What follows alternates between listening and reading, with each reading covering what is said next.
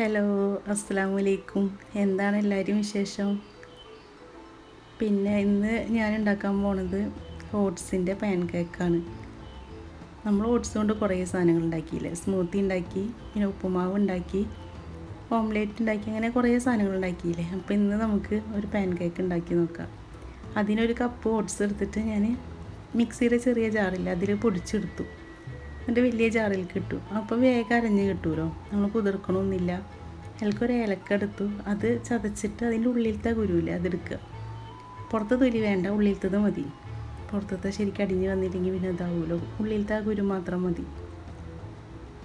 അത് നമ്മൾ പൊടിച്ച് വെച്ച ഓട്സില്ല അതിലേക്ക് ഇട്ട് കൊടുക്കുക.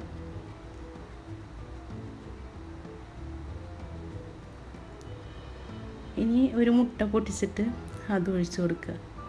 ഫ്രിഡ്ജിൽ നിന്ന് എടുത്ത കാരണമാണ് മുട്ട ഇങ്ങനെ കട്ടിയായിട്ടിരിക്കുന്നത്. ആവശ്യത്തിനുള്ള ഉപ്പിട്ട് കൊടുക്കുക.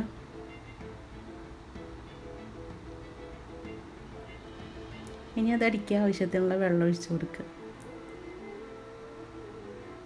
നന്നായി ഇളക്കി കൊടുക്കുക. ആ കട്ടൊക്കെ ഒന്ന് പോയി, നമ്മൾ മിക്സിയിൽ അടിക്കുന്നുണ്ട്, എന്നാലും ഒന്നും കൂടി ഇളക്കി കൊടുക്കുക. അത്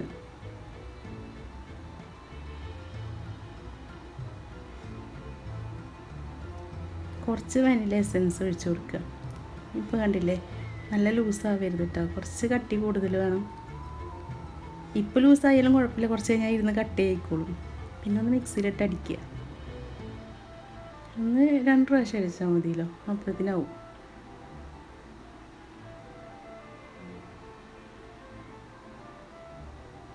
ഇപ്പോൾ ഇതായിട്ടുണ്ട്. ഇതിനും കൂട്ടിയും കുറച്ചും കൂടി ലൂസാക്കിക്കോളൂ കേട്ടോ. ഞാനിതാക്കിയപ്പോഴേ കട്ടി കൂടി, എന്നിട്ട് ഞാൻ കുറച്ച് കഴിഞ്ഞിട്ട് കുറച്ചും കൂടി വെള്ളം ഒഴിച്ചിട്ട് ഒന്ന് അടിച്ചെടുക്കുകയാണ് ചെയ്തത്. നമ്മൾ അടിച്ചെടുത്തത് ഒരു പാത്രത്തിലേക്ക് ഒഴിച്ചേക്കുക. എന്നിട്ട് നോക്കിയാൽ മതി കട്ടി കൂടുതലുണ്ടോ ഇല്ലേ എന്നുള്ളത്. ഞാൻ എത്ര കട്ടിയിലാണ് അടിച്ചു വെച്ചത്, അപ്പോൾ അത് കുറച്ച് കഴിഞ്ഞിട്ട് ഉണ്ടാക്കുന്ന സമയത്ത് ഒന്നും കൂടി കട്ടി കൂടി. അപ്പോൾ ഞാൻ കുറച്ച് 1/4 ഗ്ലാസ് വെള്ളം കൂടി അടിച്ചിട്ട് എടുക്കുകയാണ് ചെയ്തത്. ഇനിയൊരു പാൻ അടുപ്പത്ത് വെച്ചിട്ട് അതിലേക്ക് ഒഴിച്ച് കൊടുക്കുക. അങ്ങനെ വലിയതായിട്ട് പരത്തൊന്നും വേണ്ട, കുറച്ച് കനത്തിൽ തന്നെ പരത്തിയെടുക്കുക. ഇത് നമുക്ക് ഓട്സ് വെറുതെ കുറുക്കി കഴിച്ചിട്ടും പിന്നെ ഉപ്പുമാവ് ഉണ്ടാക്കി കഴിച്ചിട്ട് അങ്ങനെയൊക്കെ കഴിച്ചിട്ടും അടുത്തവർക്ക് ഇതൊന്ന് കഴിച്ച് നോക്കുക. ഇതിൽ വേറെ പ്രത്യേകിച്ച് കൂട്ടണമൊന്നുമില്ലല്ലോ. നമ്മൾ ഓട്സ് കഴിക്കുന്നത് മെയിനായിട്ട് തടി കുറയാനും അല്ലെങ്കിൽ ഷുഗർ കുറയാനൊക്കെ ആണല്ലോ. അപ്പോൾ അത് അതിന് ഹോള് വന്നു തുടങ്ങി. എന്നിട്ട് മൂടി വയ്ക്കുക. മൂടി വെച്ചിട്ടൊന്ന് കുറച്ച് നേരം വേവിക്കുക. അപ്പോൾ വെന്ത് വന്നിട്ടുണ്ട്. ഇനി ഒന്നും കൂടി മറിച്ചിട്ട് കൊടുക്കുക.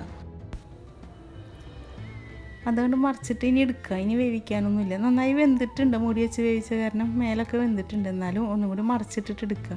കണ്ടോ, നല്ല സോഫ്റ്റാണ്. അതാണ് ഇങ്ങോട്ട് എടുക്കാൻ പറ്റാത്തത്, അത്രയും സോഫ്റ്റാണ്. അപ്പോൾ അതങ്ങോട്ട് എടുത്തിട്ട് ഇനി അടുത്തത് നമുക്ക് ഒഴിച്ചു കൊടുക്കാം. അടുത്തത് ഇതേപോലെ തന്നെ കനത്തിൽ തന്നെ നമുക്ക് ഉണ്ടാക്കി കൊടുക്കാം. വലിയതായി പരത്തണ്ട.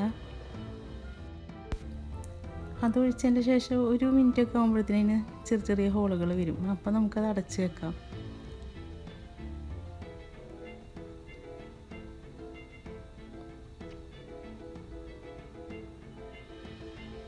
അങ്ങനെ 2-3 ഉണ്ടാക്കിയെടുക്കുക. ഇപ്പോൾ ഈ ഒരു കപ്പ് കൊണ്ട് എനിക്ക് 4 പാൻ കേക്കാണ് കിട്ടിയത്. അത് ഇതേപോലെ തന്നെ അടച്ച് വെച്ചിട്ട് വേവിച്ചെടുക്കുക. ഇതിൻ്റെ മുന്നേ ഞാനൊരു 3-4 വീഡിയോസ് ഇട്ടിട്ടുണ്ട്. ഓട്സ് കൊണ്ടുള്ളത് തന്നെയാണ്.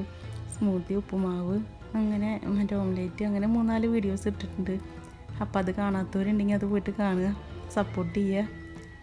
ഇഷ്ടപ്പെട്ടാൽ സബ്സ്ക്രൈബ് ചെയ്യുക, കമൻറ്റ് ഇടുക, ബെല്ലൈക്കൺ ഓണാക്കി വെക്കുക. നിങ്ങൾക്ക് വീഡിയോ ഇഷ്ടപ്പെടുകയാണെങ്കിൽ ഒന്ന് ഷെയർ ചെയ്യുക.